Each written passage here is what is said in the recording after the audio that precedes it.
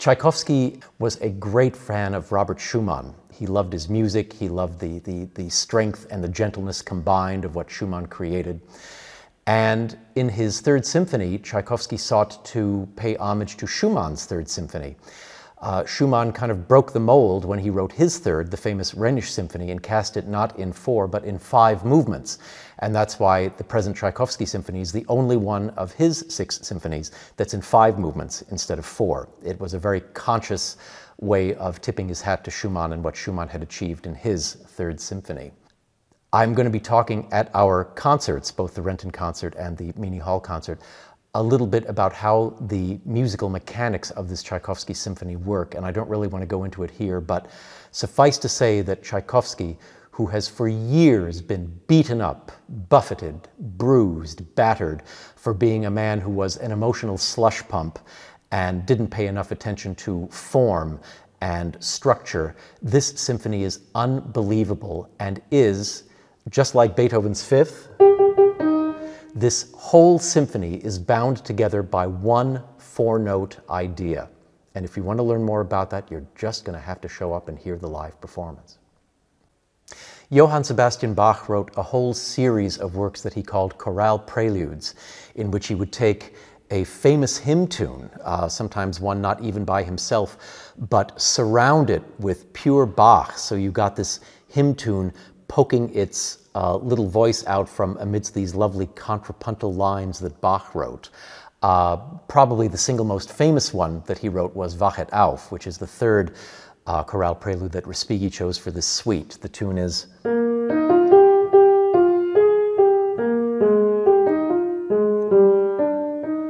Respighi was, I think, competing a little bit with some of the very famous orchestrations that Leopold Stokowski had done of Bach and other Baroque composers. Respighi, too, did a series of Bach transcriptions. These chorale preludes are a huge transcription of the Prelude and Fugue in D major, originally for organ.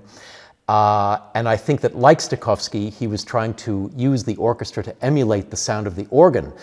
In spite of that, his sound is very different from Stokowski's. I think that Respighi's tends to be a little more pointed. Stokowski went for the big, broad, sensuous sound, whereas Respighi went possibly for a clearer series of organ stops. Respighi was really quite an early music scholar before the term existed, and he knew quite a bit about early music, not only Bach, but a lot of the early music, the Renaissance music from his own country. And he did quite a few transcriptions for orchestra of early music that had originally been for harpsichord, for the lute.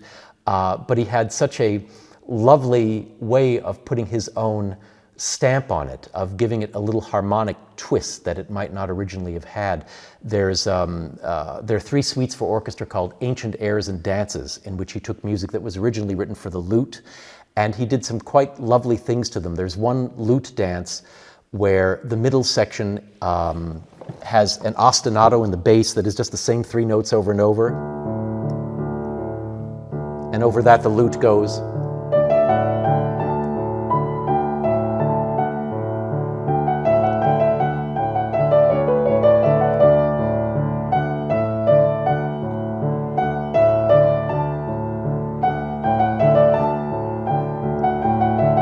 But in Respighi's version, he couldn't resist giving it a little 20th century feel. It almost feels a little bit bluesy. And when he gets to that point, he goes...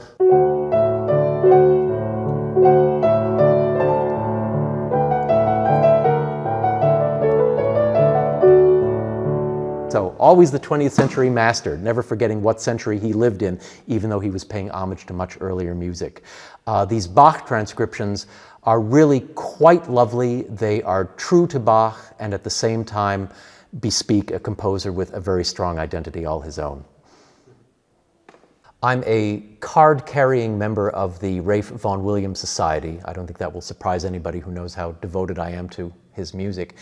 And several years ago, there was a feature article in the Society's journal about a young composer from Australia named Paul Stanhope, who had won a very prestigious composition prize, the Toru Takemitsu Composition Prize, with an orchestral work called Fantasia on a Theme by Vaughan Williams.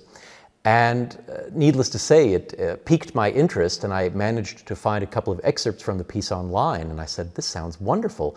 And I contacted the composer and asked him if we might have the privilege of performing it here in Seattle, and Mr. Stanhope wrote back and said, yes, as a matter of fact, this is going to be the work's United States premiere. So we at the Philharmonic are honored to be doing not just a Washington or a West Coast premiere, but a United States premiere of a major work by a very talented young composer.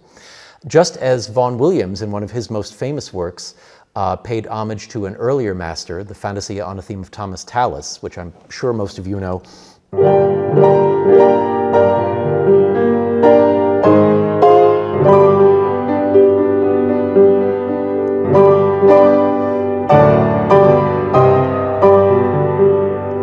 Well, so Mr. Stanhope took one of Vaughan Williams's hymn tunes, a hymn that Vaughan Williams had composed specifically for the English hymnal, which I happen to have right here. Vaughan Williams edited the English hymnal, and when the necessity arose to compose a new tune, he himself did the handiwork, and so he wrote one called Down Ampney, the first verse of which is, "Come down, O love divine." And this is the hymn on which Mr. Stanhope based his piece.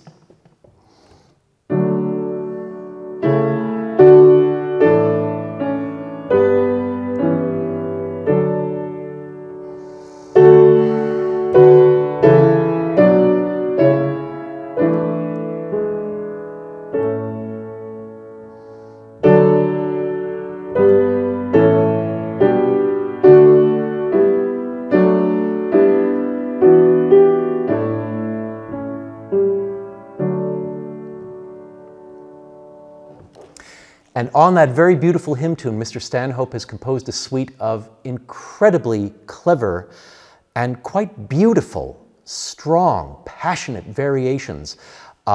It leads the listener down a couple of very unanticipated paths. There is one big surprise in the piece that the first time I heard it, I was so delighted by it that I burst out laughing, not because it was humorous, but because it was so inventive, and at the same time still had that grip of Vaughan Williams about it. I'm not going to say anything more other than it's a style of music that one doesn't often associate with symphonic music. Again, you'll just have to show up and hear what the surprise is. I guarantee you a glorious surprise.